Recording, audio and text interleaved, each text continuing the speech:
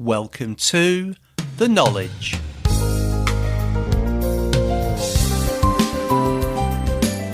The Knowledge, a Levitt Group podcast.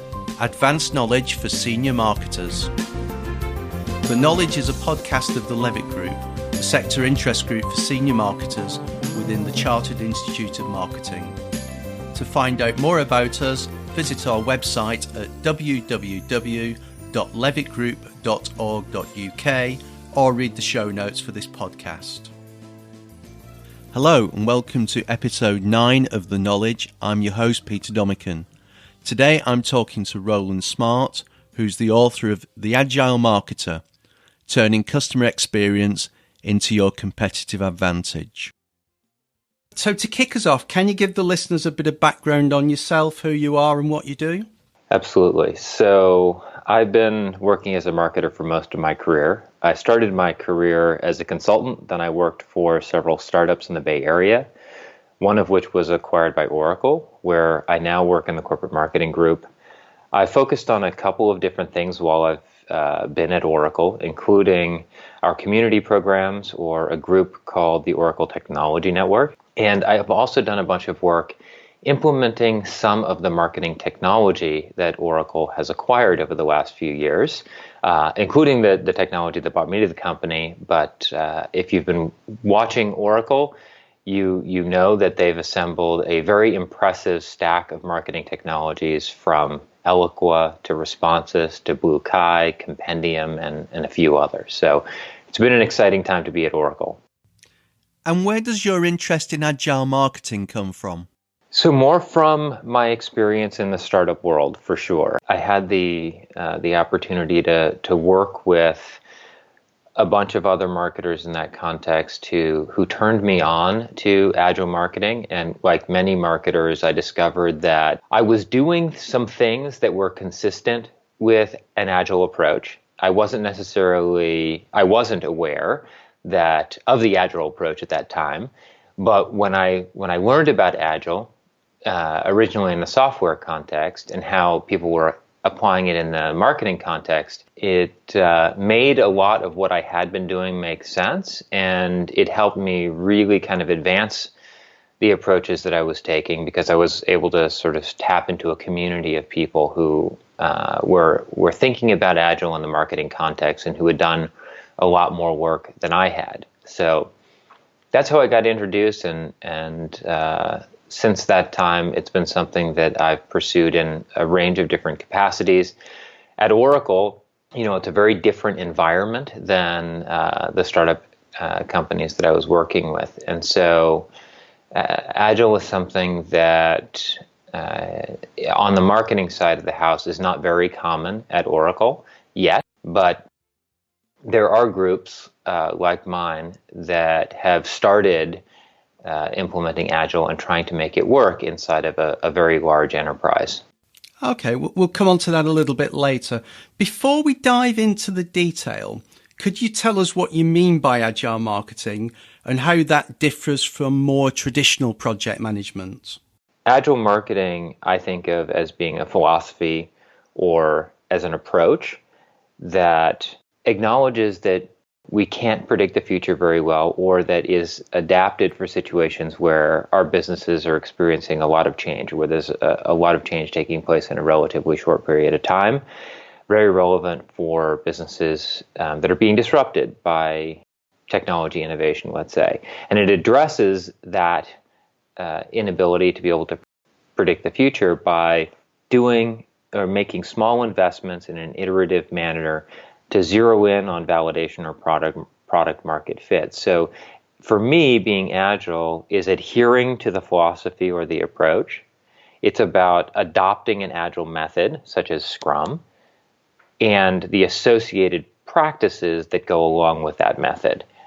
How does that differ from traditional project management? Yeah, so it differs from traditional product management, and by that, let's just give it a name so we have something to talk about.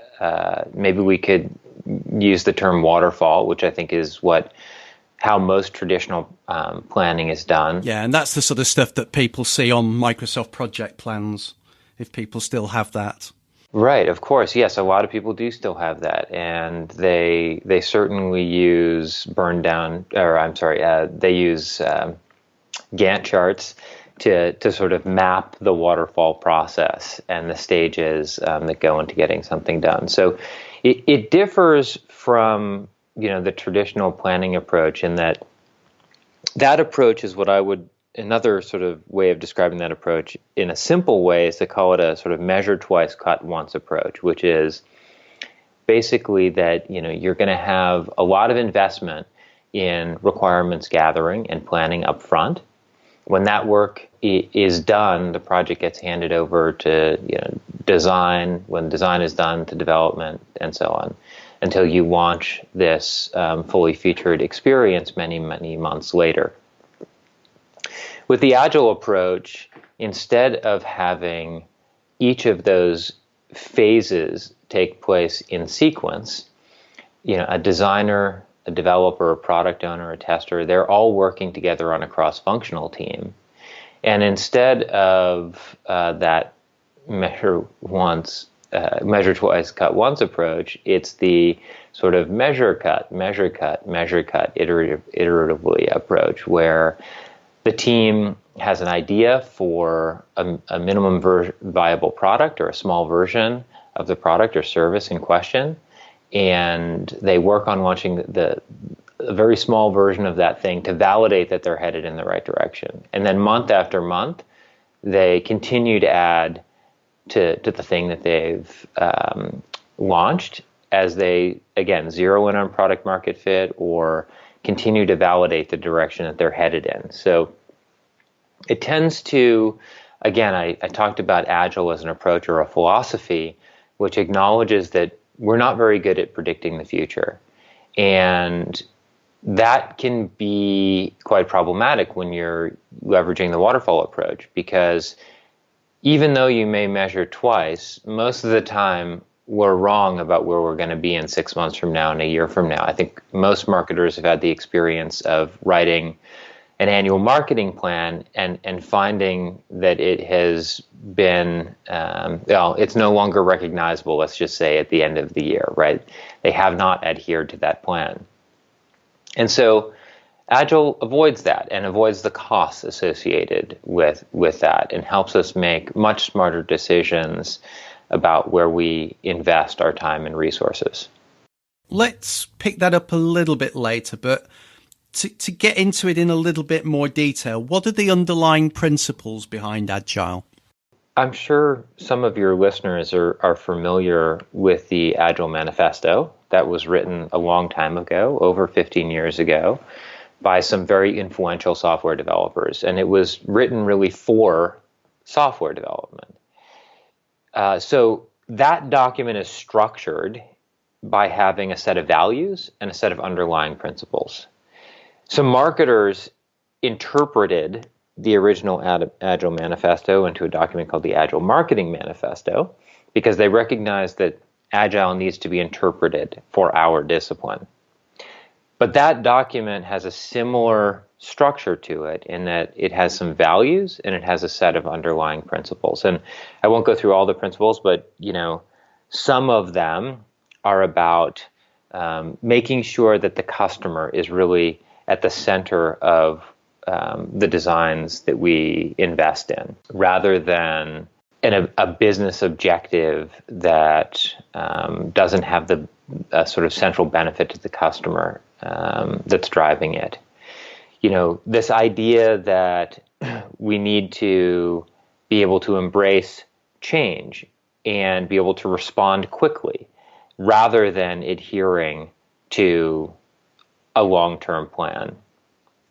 The idea that we're going to continuously and iteratively work on our programs rather than focus on campaigns that maybe have a beginning, middle, and an end. The idea that we're going to make that sort of iterative approach is going to allow us to make many, many, many small bets rather than big bets on things like big bang campaigns that can also fail in pretty dramatic ways. There are, I think, some principles about making sure that we have executive appreciation for and buy-in for an understanding of that this approach is going to lead to some failure, and that small failures are actually completely okay, so long as we learn from those failures and we don't repeat them,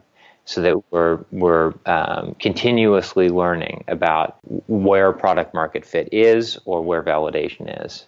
So those are just a few of the principles. There are others. I would definitely recommend that anybody who's listening to this and is interested in Agile marketing should definitely check out the Agile Marketing Manifesto. It's not necessarily a perfect interpretation of the Agile Manifesto, but I think it's an excellent interpretation, and one that I expect that we will continue to evolve.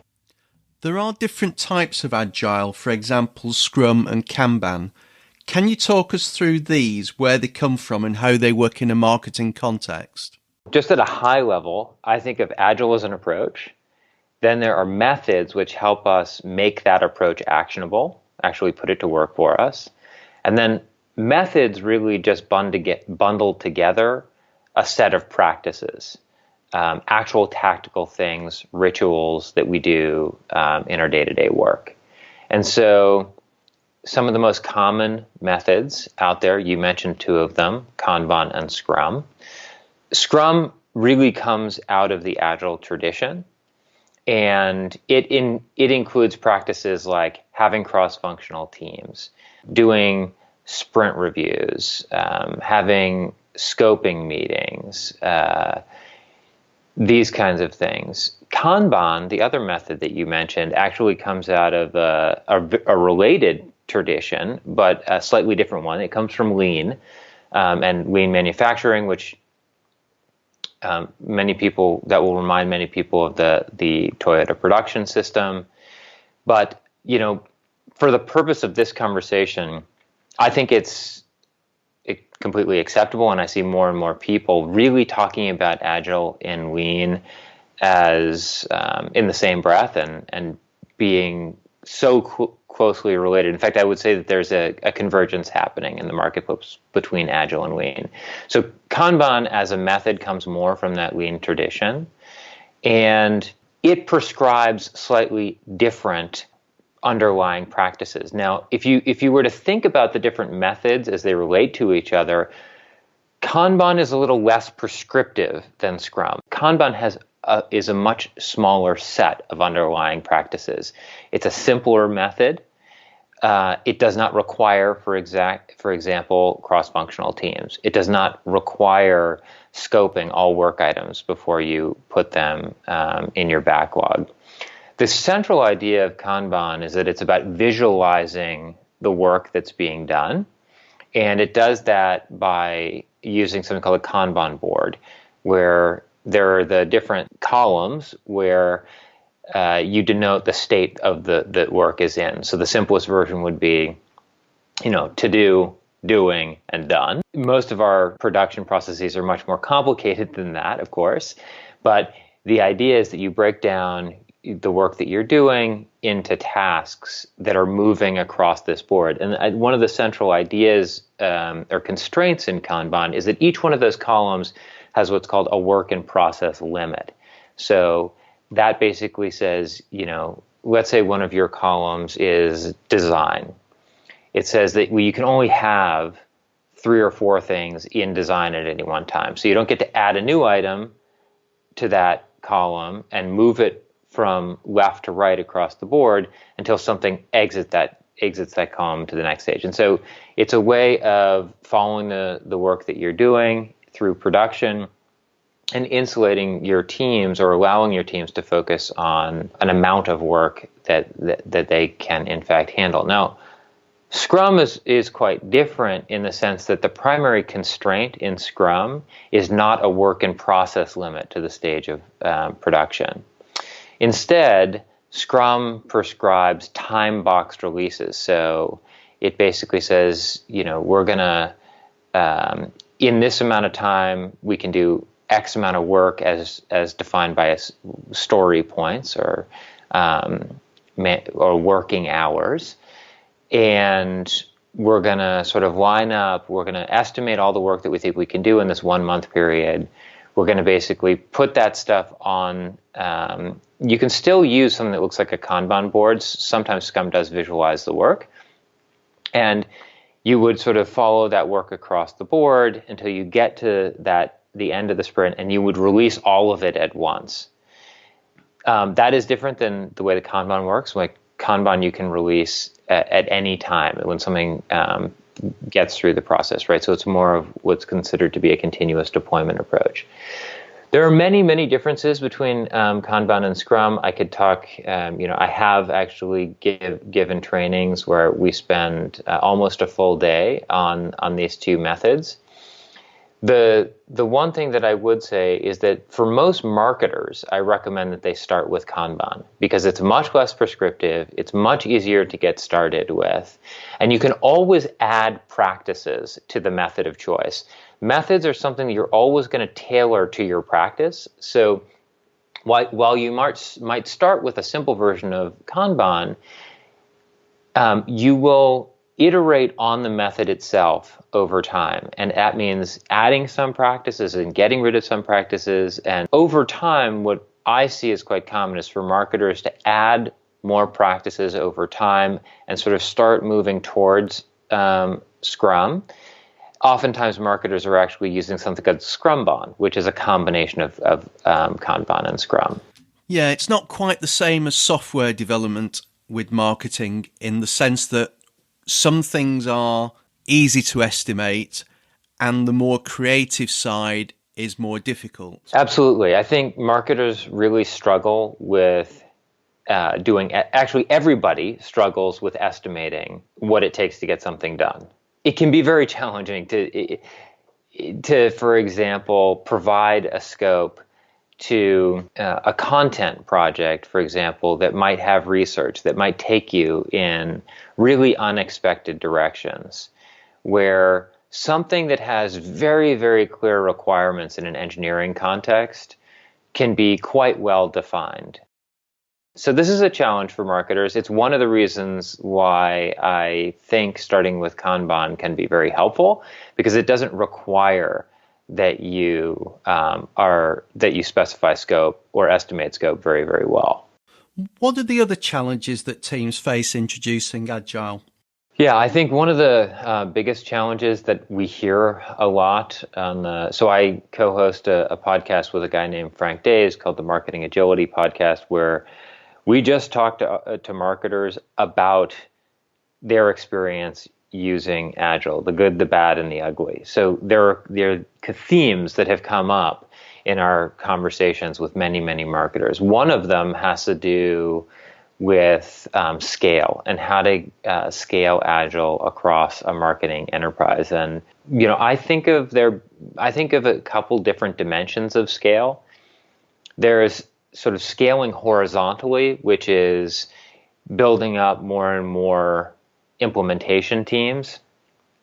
But there's also a sort of a vertical component that involves getting executive buy-in for the approach and finding really good ways of making sure that the Agile teams at the implementational level stay in consistent and clear alignment with the strategy that is sometimes being defined at the top and driven down through the organization. This is definitely something that I see a lot of marketers struggling with. When I would say that it's still quite early days in terms of marketers adopting Agile. What we see is that there's now a significant amount of interest among marketers to adopt Agile, and many marketers have seen the value of an Agile implementation within a silo. So that could be, a middle management leader at a company who has decided that Agile can help them within their group and who has implemented it within their group without necessarily requiring that any other group at the company adhere to an Agile approach. This is actually pretty similar to the context that I'm working on. Which people could do in something like Trello. Sure. There's a lot of technology on the market to support teams, everything from, Jira to Trello to Asana and many others. We've actually spoken on our podcast with some folks from companies providing that tooling. So there's a lot of good options in that regard. But I will tell you that to date, the tooling can help with that sort of horizontal scale to some degree.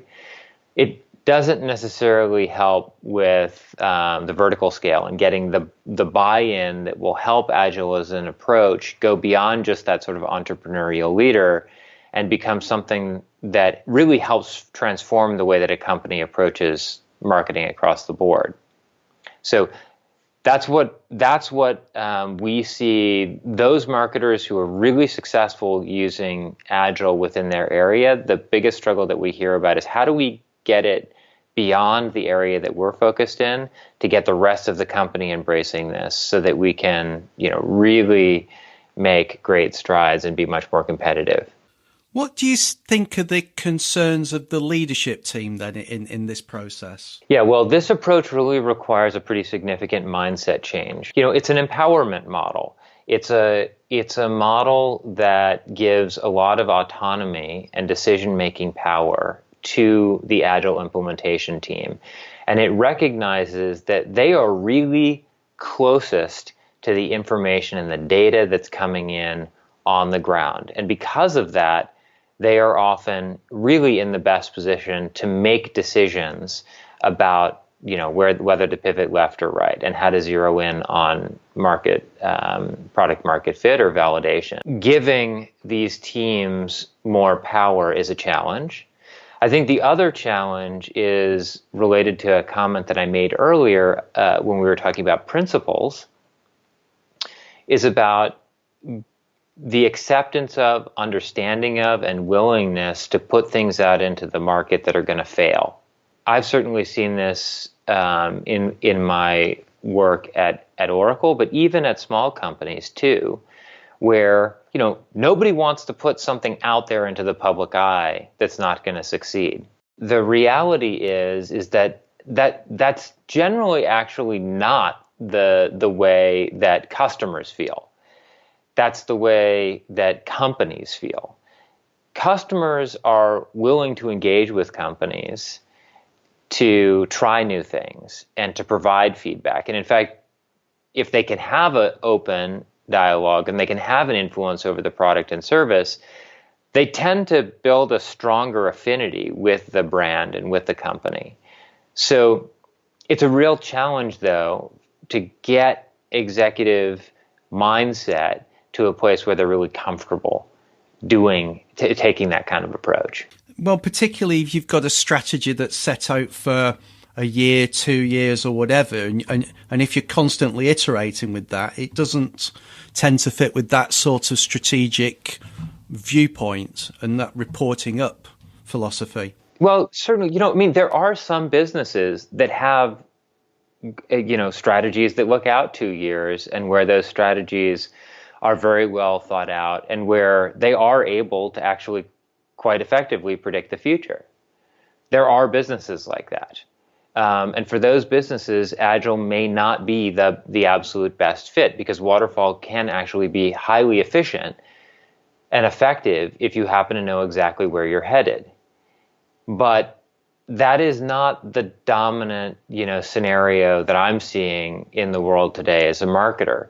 There's so much change happening, not just across industries, but even in the landscape of technologies that marketers have to do their work.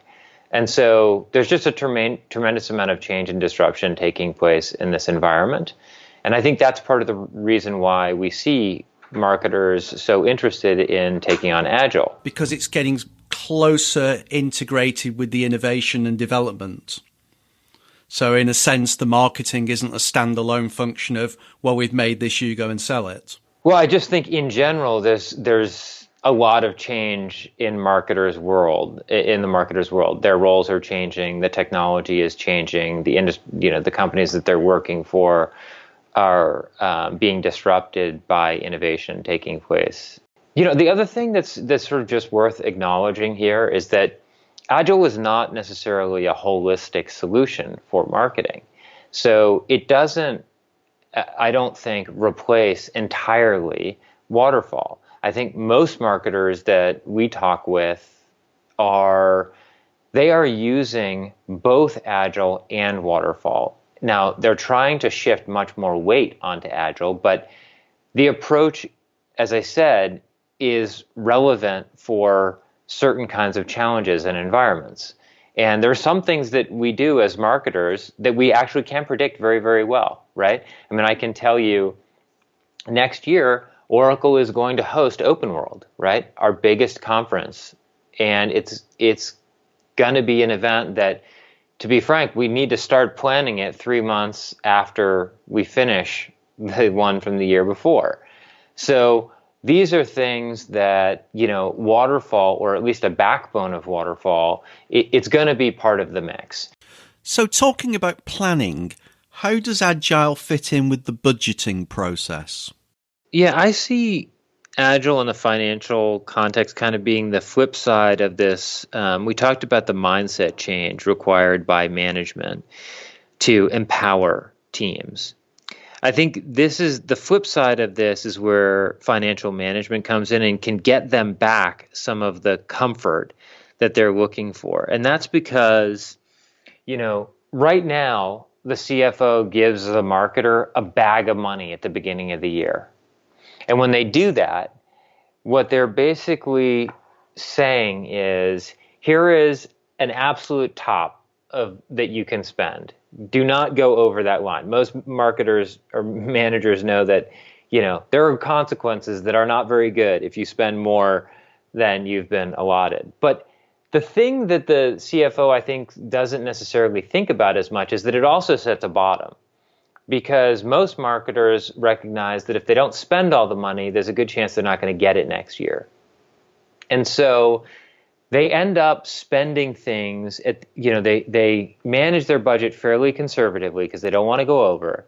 But then at the end of the year, usually they are a little bit underspent. And so they don't necessarily have projects, high value projects that are lined up. And so that money doesn't necessarily get the best return on its investment. Companies that are taking an Agile approach, it basically says, look, the CFO is more like a bank. When the Agile marketer wants to do something, they put together their business plan and they go to the CFO and they ask for the money right then. And the CFO can make a much better decision because they're going to have data that's fresh and, really relevant that's going to help the CFO understand the value and is going to help them understand how the value compares to, the other marketers who are asking for funds at the moment, right? So it's a very different approach, but it's one that I don't see why it's any less trackable. To be frank, I think it's more that we're asking the CFO to operate more like a lender would or more like an investor would. Let's move on in terms of sort of customers and customer relationship and experience. How do you build a deeper relationship using Agile? Marketers are on what I think of as a pretty aspirational journey to become the stewards of customer experience, where traditionally, they've been the stewards of the brand. Now, in order to become the steward of customer experience, that means that marketers have to transition from a vantage point that we have today, where we can actually do a very good job looking across customer experience and measuring customer experience and understanding it. What we can't do as well today, or we don't see as many marketers doing really well today, is actually influencing change across those touch points, simplifying the experience, making it more consistent, getting rid of or eliminating what I call negative peak experiences, developing positive peak experiences that are going to have a long-term benefit for the brand. And so there's some work that was done by an economist, and psychologist, a guy named Danny Kahneman. He's actually a Nobel Prize-winning economist. Some of his research led to something called the peak end rule. I won't go into that in too much depth. It is something I talk about in my book and something that most marketers should be aware of. But one of the things that it talks about is negative peak experiences can really these are experiences that are more negative than any other experiences positive that you have with a brand. These kinds of experiences can do really long-term damage to the way that customers think and feel about your brand. So eliminating these experiences is really, really important, and it should be a top priority for marketers. And taking an agile approach to eliminating a negative peak is, I think, a very appropriate way to go, because it allows you to do some very small things to see if you can, in fact, impact and change that negative peak experience before you invest a lot of time and energy in something that might not work. And because this is such a mission critical piece of improving customer experience, it's important that most marketers can kind of put some points on the board very, very quickly and show that they can make an impact against something like a negative peak. And so that's a context that is just purpose built for taking an agile approach, in my view. I mean, that sounds pretty good for a startup company or a small company where the marketing is quite integrated in terms of product design. What about larger companies where the customer experience is delivered by an operations function, for example, a call center?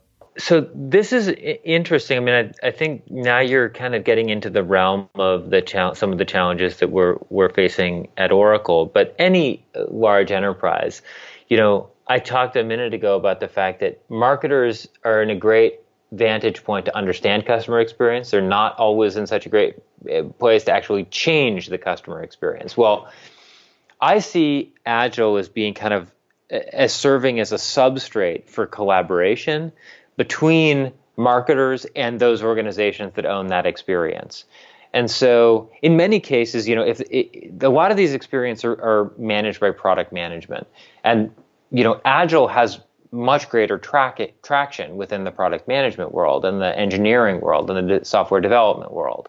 So many, this may not be true at everybody's company or some of the people listening to this conversation, but the reality is that the majority of innovative companies out there have adopted Agile already in product management, engineering, software development, what have you. And in many cases, they're the ones who are in a position to actually manage those experiences. And so if marketers also adopt Agile, now you've got two different organizations that are speaking the same language and using the same process. So Agile can serve as a substrate for better collaboration so that the marketers can speak the language of the group that manages those experiences, and they can iterate right alongside those organizations to try and augment these experiences. In the case, we're obviously talking about negative peak experiences, but it doesn't have to be that. If you can have teams that are more focused on driving consistency across the experience, or for those companies that are a little more mature along this process, they can start really focusing on positive peak experiences. Okay, we're coming up to the end of our time. Where can people find you and learn more? Obviously, I'd be thrilled if some of the ideas that we've talked about today inspire people. You can find my book, The Agile Marketer, on Amazon. Beyond that, if you're looking to hear from other marketers who are, as I said, sharing their stories, the good, the bad, the ugly of working with Agile and applying it in the marketing context, please check out the Marketing Agility podcast. And then I have a blog, which I write just at rolandsmart.com, or reach out to me on Twitter. I'd be happy to connect with anybody who wants to talk Agile marketing. Okay, we'll put copies of all that in the show notes. Roland, thank you very much indeed for being on the podcast today. Hey, thanks so much for the opportunity to talk about a subject I'm really passionate about. That was Roland Smart, and we were talking about the Agile Marketer, turning customer experience into your competitive advantage. That's all for this episode of The Knowledge. Until next time, goodbye.